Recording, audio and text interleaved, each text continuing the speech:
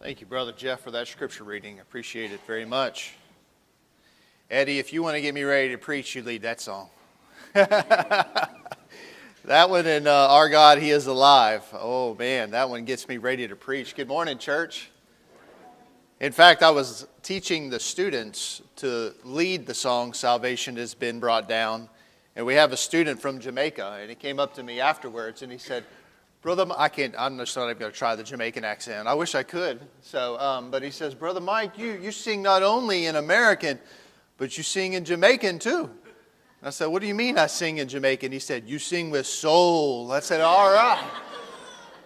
So I guess I sing a little Jamaican too. That one brings the soul out in me, if you would. So glad to have an opportunity to preach to you this morning. Good news on the elders offering the position to TJ. I don't know him personally, but I do know he's a sound man. Otherwise, the elders wouldn't have offered that position.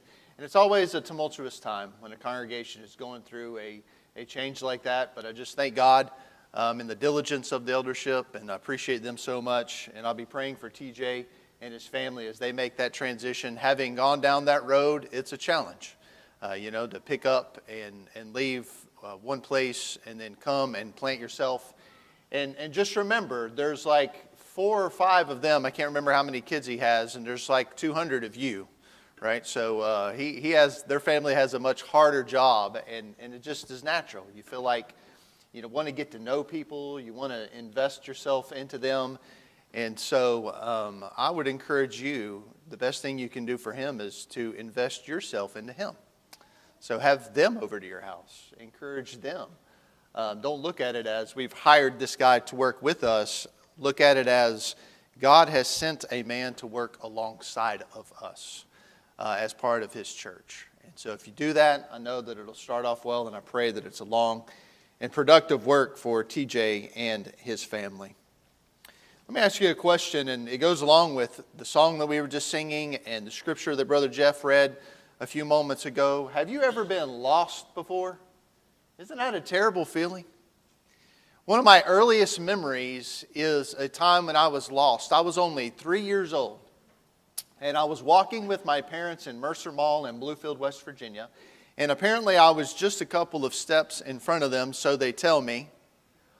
And as I walked, they saw something out of the corner of their eye, and they turned to just look at it, but little Mike just kept on walking. And the memory kicks in when I look up, turn around, and realize that my parents are not there. And I realized I was lost, and I was terrified. And I can just remember letting out this blood-curdling scream in the middle of the mall, and the whole mall comes to a stop to just look at this little 3-year-old boy who was lost and couldn't find his parents. Of course, as the story goes, my parents heard me crying from 2 stores down and immediately left whatever they were looking for and came and found me. And of course, I don't remember anything after that. But I do remember what it felt like when I was lost. You ever been in danger before? I mean real danger, in threat of your life. I remember I was an excellent swimmer in high school. I was a surfer, spent a lot of time in the ocean, but a friend and I went out to the ocean one day, and we shouldn't have been out there. Being dumb teenage boys, we thought, we'll be fine. And so as I was out there, I got caught in the strongest rip current that I've ever felt. And it began to not only pull me out, but it began to pull me under the water. And I did what I could to swim against it and fight against it. And finally, there was a set of jetties that came out from the beach. And it was pushing me towards these giant rocks. And these 6-foot waves are crashing down on the rocks. And I remember thinking, I'm going to die. I knew that I was in danger. I knew that I was in trouble.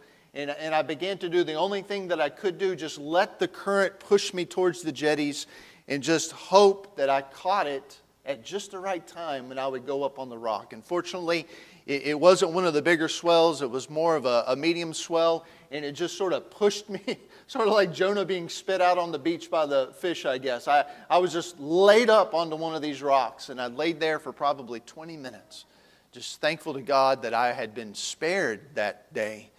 I was in real danger. Just like before, I was really lost.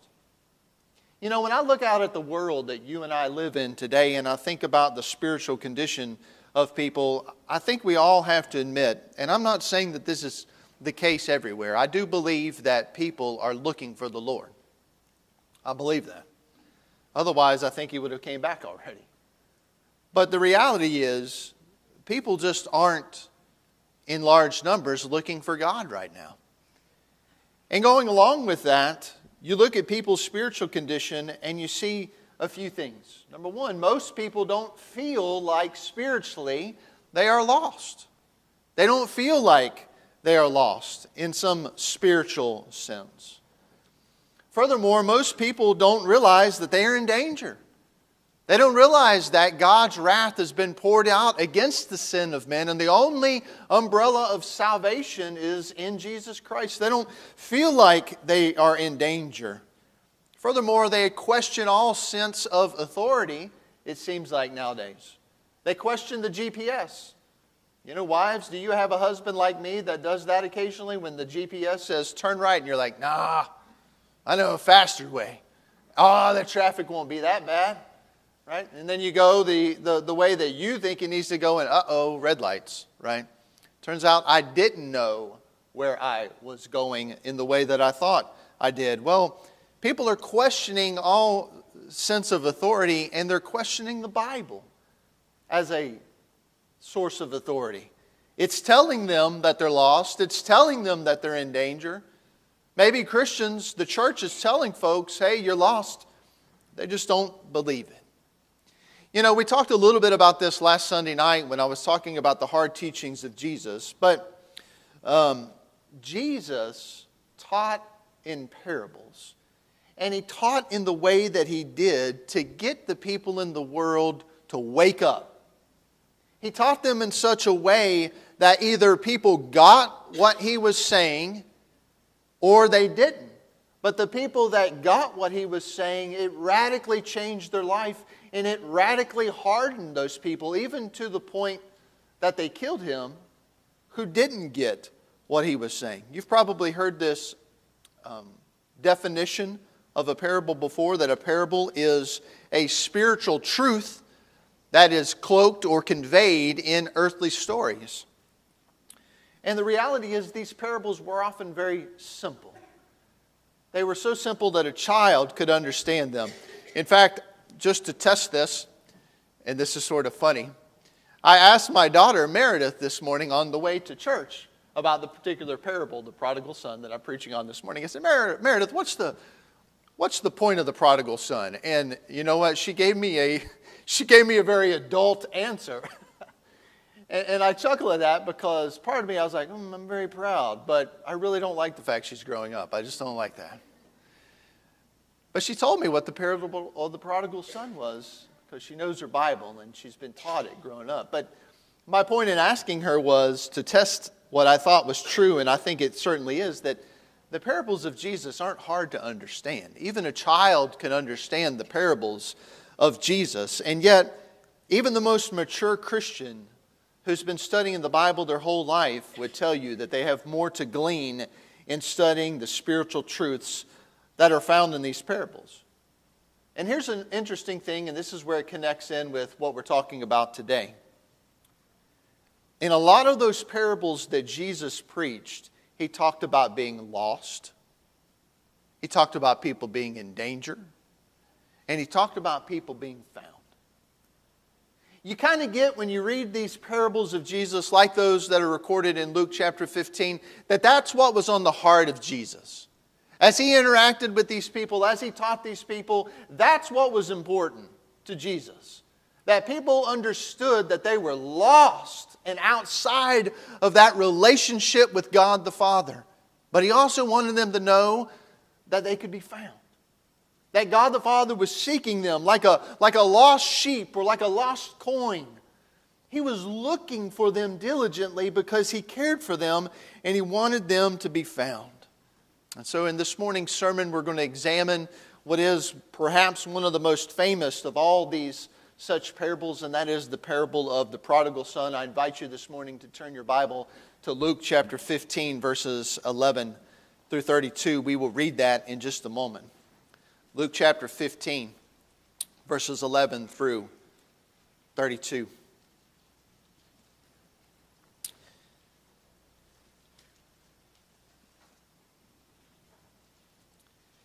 We're going to examine this parable, and we're going to do it by reading the parable, and then we're going to look at each of the main characters, of which I'm going to say to you this morning there are three. And if we listen to this classic story of lostness, this classic account of someone being found, we will learn something about humanity's own lostness, what it takes to be found, but more importantly, I think we will learn about the heart of God, our Father. And so I've actually sort of play on words titled this sermon, The Prodigal's Father. Because oftentimes, even when we title it in the book, we title it The Prodigal Son, or The Parable of the Prodigal Son, which I want to push back on that narrative right away and tell you I think there are two prodigal sons in this particular parable, and I'll explain that in a moment. But really, at the heart of this, it's not just about the one who went away. It's about the father who received him back. And it's a parable that's designed, yes, to teach you about the reality of your life, but it's also, and most importantly, I think, a parable that's designed to teach you about God, about your Father who is in heaven. And I hope that's what we can get today out of this. If we will study and listen to this, we will learn about being lost, we will learn about being found, but we will learn essential truths that every single human being needs to know about God. So let's take an opportunity and read the parable together. Luke chapter 15, beginning in verse 11. I'm reading from the New American Standard 95. It says, "And he said, a man had two sons.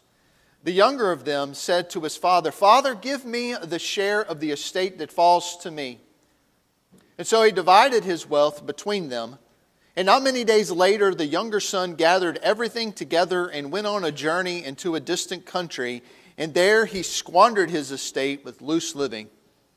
Now when he had spent everything, a severe famine occurred in that country, and he began to be impoverished.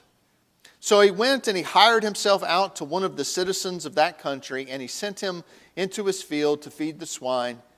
And he would have gladly filled his stomach with the pods that the swine were eating, and no one was giving anything to him. But when he came to his senses, he said, 'How many of my father's hired men have more than enough bread, but I am dying here with hunger? I will get up and go to my father, and I will say to him, Father, I have sinned against heaven and in your sight. I am no longer worthy to be called your son. Make me as one of your hired men.' So he got up and he came to his father, but while he was still a long way off, his father saw him, and he felt compassion for him, and he ran and embraced him and kissed him. And he said to him, 'Father, I have sinned against heaven and in your sight. I'm no longer worthy to be called your son.' But the father said to his slaves, 'Quickly, bring out the best robe, put it on him, and put a ring on his hand and sandals on his feet. And bring the fattened calf and kill it, and let us eat and celebrate. For this son of mine was dead, and he's come to life again. He was lost, and he's been found.' And they began to celebrate. Now his older son was in the field. And when he came and approached the house, he heard music and dancing. And he summoned one of the servants and began inquiring, 'What are these things, and what could they be?' And he said to him, 'Your brother has come, and your father has killed the fattened calf, because he has received him back safe and sound.' But he became angry and was not willing to go in. And his father came out and began pleading with him. But he answered and said to his father, 'Look, for so many years I've been serving you, and I have never neglected a command of yours, and yet you have never given me a young goat, so that I might celebrate with my friends. But when this son of yours, who has devoured your wealth with prostitutes, you killed the fattened calf for him.' And he said to him, 'Son, you've always been with me, and all that is mine is yours. But we had to celebrate and rejoice, for this brother of yours was dead, and he has begun to live, and was lost, and he has been found."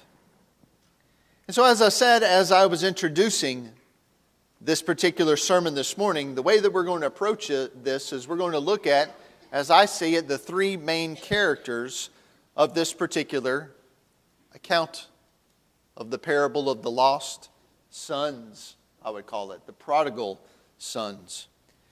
And often when we look at this particular parable, our focus tends to be on these two main characters. The prodigal son, the one who took his inheritance and went off and spent it and returned to his father, and then also on the father. But we don't give much attention to the son that was older, the son that stayed. And I think attention needs to be given to this particular son. And especially we need to be paying attention to what the father says to him. So if you would please go to the end of the parable that we just read, and let's first consider the other prodigal. Point 1. I've simply called this the other prodigal. And let's take just a moment and scan through the text, and let's examine from the Scriptures what Jesus says in this parable about this particular prodigal. First of all, he was distant. Notice that it says in verses 26 and 27 that he was in the field and he was working in his father's property, and yet when he came back, he didn't go into the feast. He sort of stayed at a distance, and instead he sent one of the servants to go in and inquire of the events instead of attending. And when he found out the reasons for the celebration that his son, or rather his brother, had come home, instead of rejoicing like the father rejoiced, this particular son became immediately angry when he learned that this brother of his, who had squandered his father's wealth with loose living, had came back. And it says that in his heart, he became very angry and indignant. And then he does this. He refuses to go in. Did you notice that in the parable? Instead of going in and confronting the father in the feast or going in, he still keeps the father and he keeps his brother at a distance, and he refuses to go in. And so in his jealous anger of the things that were happening, he refuses to go into the feast. Verse 28. And then I want you to notice verse 29, because I think this gets to this son's heart. Verse 29, I want to read it again. It says, he says to the father, "Look, for so many years I have been serving you, and I have never neglected a command of yours, and yet you have never given me a young goat so that I might celebrate with friends." Notice what he bases this relationship with the father. You may not have ever noticed this before, but the father went out to each of the sons. To the one son who was coming back, the father ran to him. To the one son who was indignant and kept everything at a distance, the father had to leave the feast and the rejoicing to come out and address this rebellious son who wouldn't even come in. And the father says to him, or rather he says to the father, "Look at all that I have done." In essence, he measures the relationship of him and his father based on his merits, on how good of a son he had been. And then he judges his value based on the merits of others in the very next verse. "But when this son of yours," verse 30 says, "who devoured your wealth in prostitutes came, you killed the fattened calf for him." Now what has he done? He's not comparing himself to the father. He's not comparing himself to the father's love. He's comparing himself to his brother who ran away and spent all his money on loose living. You know, it doesn't get said often. And this is the part that I think church folks need to just listen to very carefully. It doesn't get said often, but just being in the Father's house didn't mean that this man was saved. Just being in the Father's presence, just being in the Father's house didn't mean that this man's heart was right. In fact, there's every indication in the text that just because he was close to the Father and he hadn't ran off and spent all of his father's wealth on loose living, that his heart was right. And that begs me to ask a few questions about this particular son that I think sometimes we overlook. Questions that are probing and challenging, and maybe they're as challenging for you as they were for me as I thought about these. Things like, we may be in the Father's house, but is God close to us? Are we close with the Father? Do we have a relationship with the Father? Are we allowing negative feelings towards other people to affect our relationship with God? Are we determining our value? Are we determining our self-worth based on the actions and the feelings of others? Or are we determining our self-worth and value based on the Father? In other words, am I looking out at people? Am I looking at the way others live? And am I judging my relationship to God based on how good I am compared to them? Am I looking at God and am I still have these scales of justice where I feel like my relationship with God is if I just do enough good, I can tip the scales in my favor to outweigh the sin and the negative in my life? And if I just tip the scales in my favor and do enough good, the Father will accept me? Is that how we feel? You know, I think it's very possible a person could feel as if they are saved and yet be lost. And the real reflection of their lostness and the real reflection of the danger they have of being lost is seen in the fact that they are judging their value based on others. They're trying to tip the scales in their favor instead of resting in the Father's house. Instead of resting and trusting in the faith, or rather in the grace and love of God. And in every way, I would tell you, in every way when a person is like this, they mimic the same heart, the same rebellious heart of the prodigal who ran away.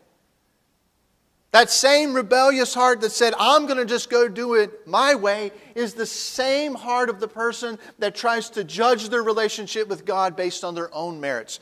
Because it all depends on them and not upon the Father. And that leads me to the second son, the one that we usually talk about, and that is the prodigal son. And the idea of being a prodigal is the idea of wasteful spending or loose spending habits. And somebody says, well, hang on, Mike, how do you call the first son a prodigal? Well, it's because I think he was wasting his time in the Father's house. All those years that he spent working in the Father's field and enjoying the Father's food, and yet his heart had never truly been changed. In that sense, spiritually, he was a prodigal. But this particular son, the second son that I want to talk about, is truly a prodigal. Because he did take his father's inheritance and he did go off into a foreign country and he did spend it on lavish and excessive lifestyles. And while it's true the younger son did waste his inheritance, what he really was wasting was his life. And for those people that are out there in that far country of sin that we often call the world, that's really the sad thing. All the time that they spend out there in the world, all the time that they spend on their sinful living, all the time they spend out there living for themselves, they're wasting the life that God has given them to glorify Him in the life that they've given. They're wasting the purpose for which they have been created. They're not just wasting the Father's blessings, they're literally wasting the purpose of their life. And so as we seek to examine this particular brother, we see that he went out and he wasted his life on what he supposed, I guess, were greener pastures. You know, the Bible does say that sin has its pleasure for a season. Let's not pretend that that's not true, because it is. That far country of sin can seem fun. It can seem pleasurable. It can seem nice for a period of time, and it certainly did, according to verse 13, to the prodigal who went out. And he went out and wasted his life on sinful pleasures, only to realize and find out at the end there of verse 13, that they do not completely satisfy. As hard as you might try, and as hard as Solomon, read the book of Ecclesiastes.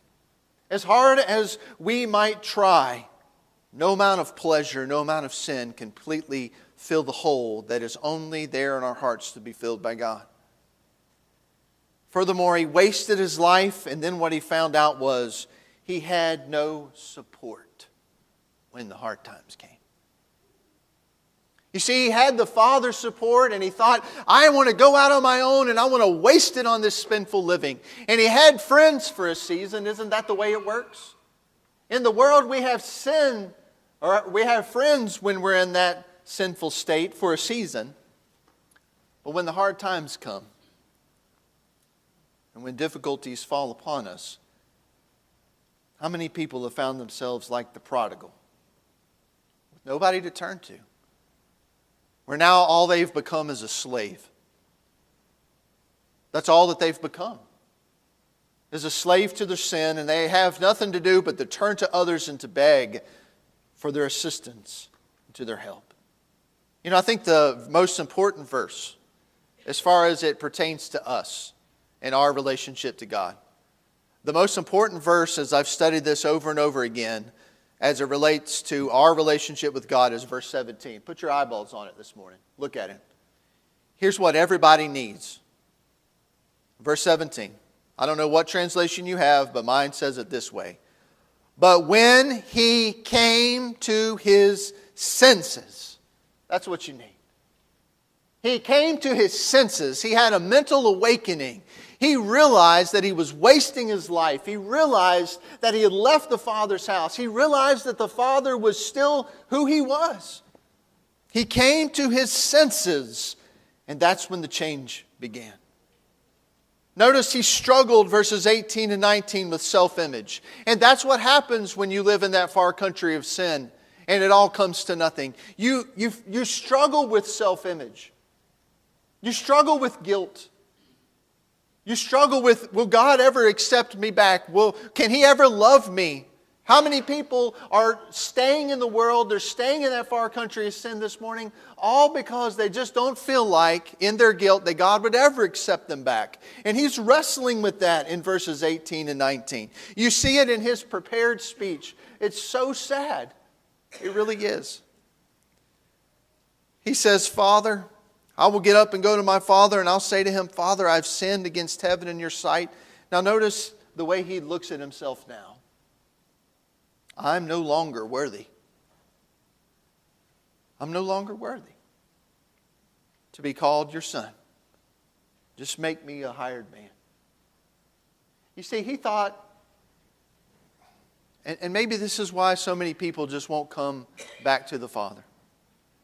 He thought that the way he was going to be treated in the Father's house was the same way he was being treated in that far country of sin.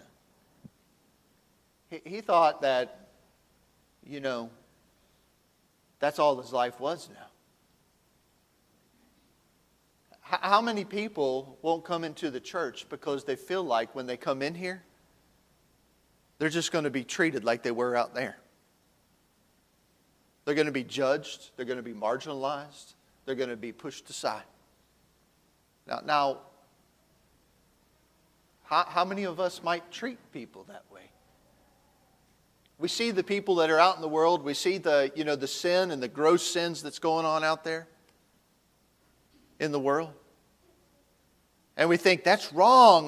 The world, man, look what's going on in the world. We need to get away from this. This is terrible. And it becomes this sort of us versus them mindset. What happens if they actually come through those doors? And they sit right there on those pews. How do we treat them? See, this prodigal, he just struggled with self-image. But notice verse 7. Verses 20 through 21. He didn't even make it to the Father's house. All of that self-talk, all of that self-imaging problem that he had because of his time in the far country of sin, it was not true. Because instead, as he's going up the path, His father sees him, and this is the only time in the Bible that God is said to run.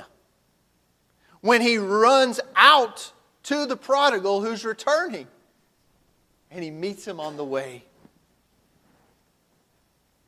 He didn't even make it to the father. He didn't even finish his speech before God met him and welcomed him back.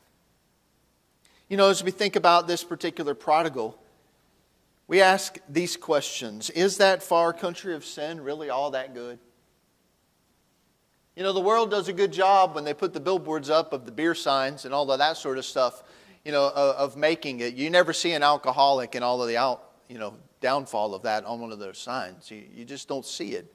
And that's just a reminder of me of the spiritual battle that's out there. The devil works really hard at making sin look fun. He does a good job of making sin look entertaining. He doesn't do a very good job at all of, and not that he would want to, of telling us the actual effects of sin. You know, what has a person really gained if they spend their whole life in that far country of sin just to die in the pig pen? What value has their life been? If all that they had, if all that their legacy is that they lived in that far country of sin, apart from the Father's house. And then the question that I ask myself is, what will it take for a person to come to their senses? What would it take for a person to come to their senses and realize that they are lost and they are in danger and they need to come back to the Father? You know, if you're not in the Father's house, then you're in that far country of sin. And the invitation is we need to come to our senses.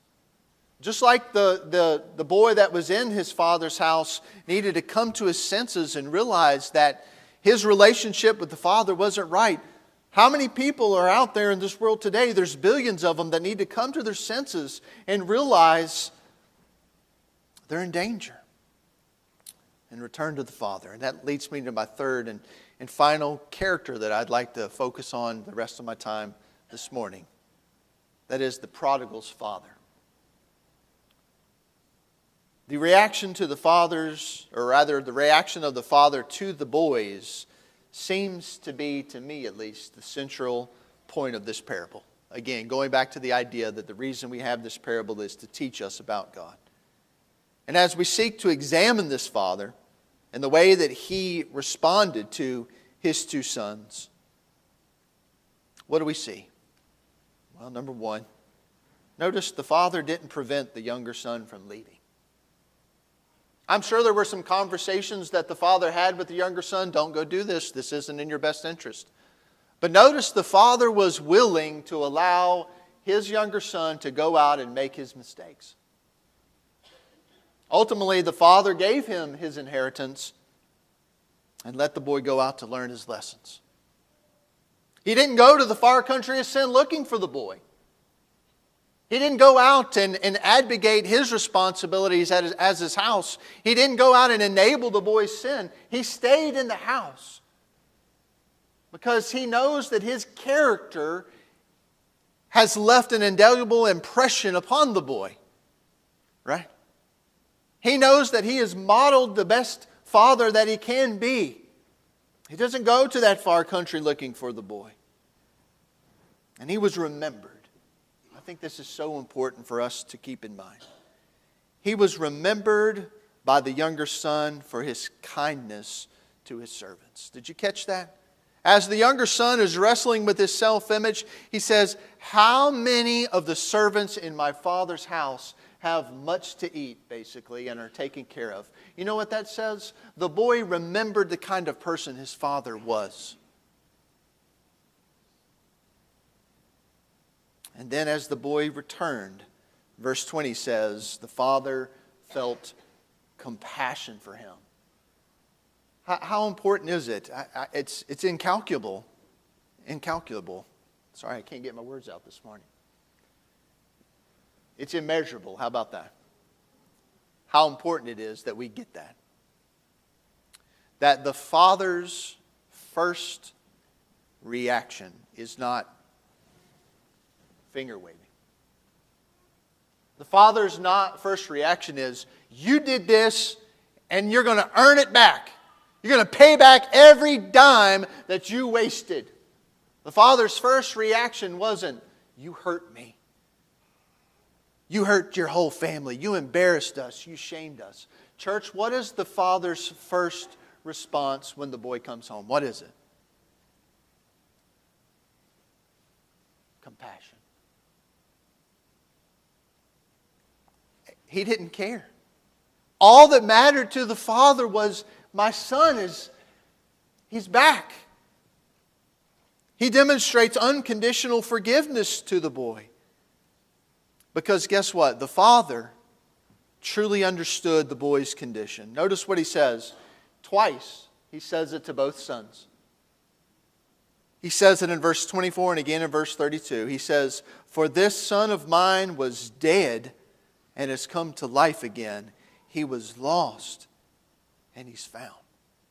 You see, the father is the only one that truly could see the children for who they really were. He's the only one that could really see that prodigal that went away in the condition that he really was in.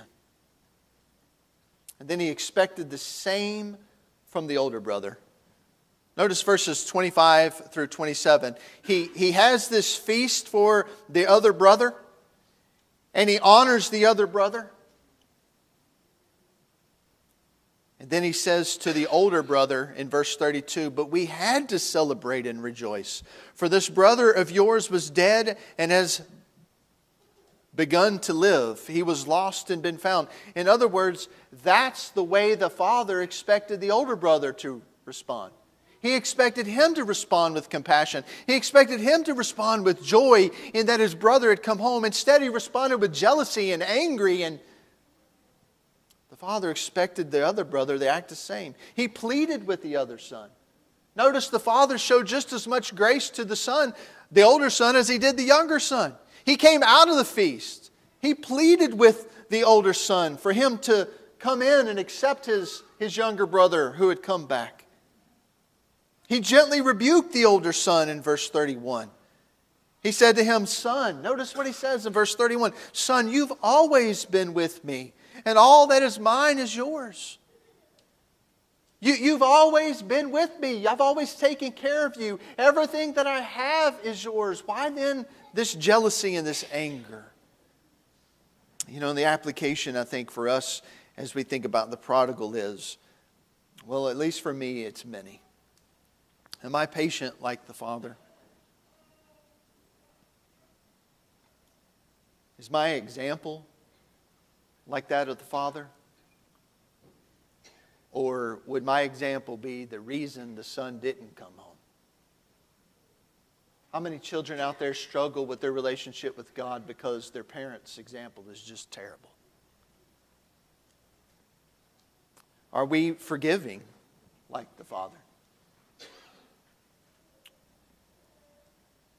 Are we close the way the Father wants us to be close? I'm going to read to you a quote.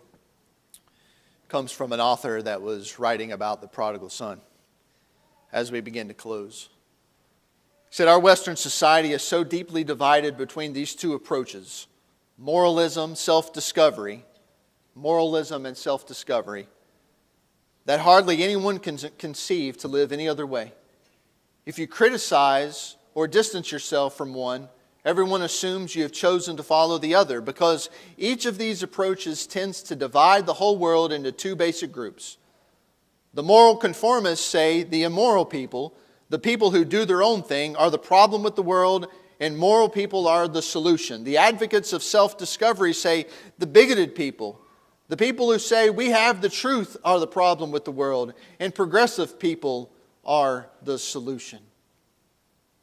And then Jesus steps into it with his parable of the prodigal son, and he paints for us a picture of a father, and he paints for us a picture of a kingdom that looks nothing like the world that we live in today.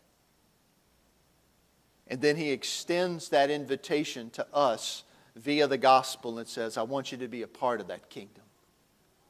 Look, church, look, Christian, if you don't feel like you fit in with the conservatives or the liberals in this world today, you're probably right where you need to be. Because the kingdom that Jesus came to set up isn't of this world. It never has been. He's not trying to set up the perfect kingdom in this world. He's called us into the Father's house. And so the invitation to us is, let's get right, church, and go home. Let's be in the Father's house.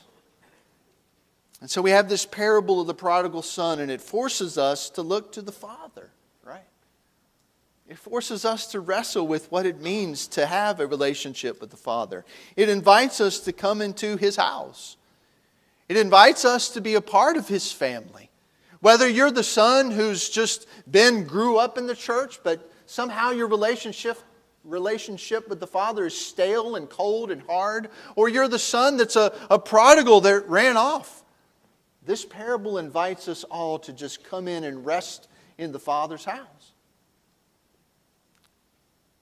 What a tremendous parable. Again, I go back to the idea that we started with, and that is, have you ever been lost before? Have you ever been in danger before? You remember that feeling when you got found? Or that feeling when you knew the danger had passed and you were going to be safe, the relief that you have. This morning, do you have that relief being in the Father's house? You know, the invitation for us is, if we are in the Father's house and this sermon strikes a chord with us and we realize that my relationship with the Father isn't what it should be, realize that He's not a God to just keep you at a distance. He wants you to come in and work on the relationship. He may be reminding you this morning, have you not always been mine? All that I have and all of my inheritance is yours. Come in. And if you're the prodigal this morning, He has cast out that invitation to you. He's waiting. He's waiting to run and meet you along the road. He's ready to take you back. And Jesus has told us what we must do. We must be willing to believe in the Father and to confess Jesus as Lord before others. And when we are immersed into those waters of baptism and we are raised to walk in a newness of life, it's not just that our sins are forgiven. We have a relationship with the Father. We've been added into the Father's house. And so this morning, as we extend the gospel invitation and as Eddie comes up to lead us in this song, I would ask you, do you need to respond to the invitation this morning? Do you need the prayers of the church for the elders to stand up and talk with you? Is your relationship with God what it should be? Are you lost in that far country of sin and you just happen to find yourself in here this morning? If you are this morning, please come home. We're ready for you to come. If there's anybody that needs to respond, won't you come as we stand and sing?